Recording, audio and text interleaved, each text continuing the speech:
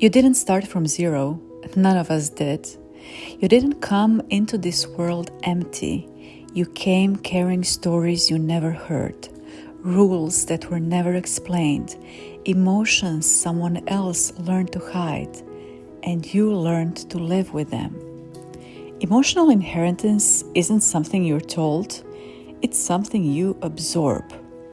It's the silence that taught you to stay quiet, that tension that taught you to stay alert, the love that was shown through sacrifice and not words, the belief that strength means not needing anyone. These patterns weren't created in comfort. They were shaped in survival, in war, in poverty, in loss, and in fear.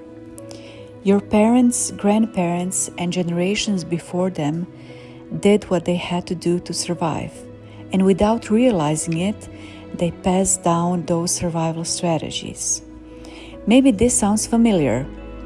Your struggle to ask for help, how you feel responsible for other people's feelings, you feel guilty when you rest, or you feel anxious when someone gets close. Maybe you learn that your worth comes from being useful, that love has to be earned, that being too much is dangerous, and that being quiet keeps you safe. These reactions aren't random, they were learned. They once protected someone, but not you.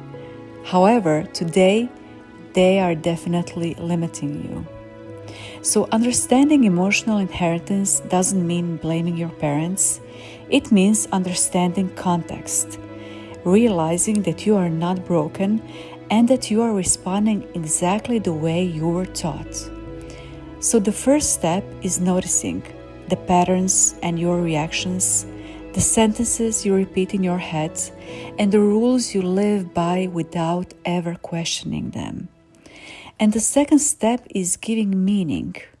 When you understand where something comes from, it stops feeling like a personal failure and it becomes part of a larger story.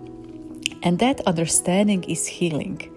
Because family stories aren't just memories, they're emotional maps. When you hear how someone grew up, what they feared, what they had to suppress, what they were never allowed to want, you start seeing patterns that span generations. And you stop asking, what's wrong with me? And you start asking, what happened before me? And that shift changes everything. So understanding the past isn't about staying in it. It's about choosing differently. Every time you choose honesty instead of silence, connection instead of distance, presence instead of emotional absence, you are creating a new emotional legacy.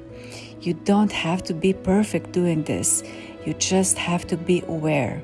Because awareness breaks cycles, and understanding turns inherited pain into something lighter, something conscious, and something that doesn't have to be passed on.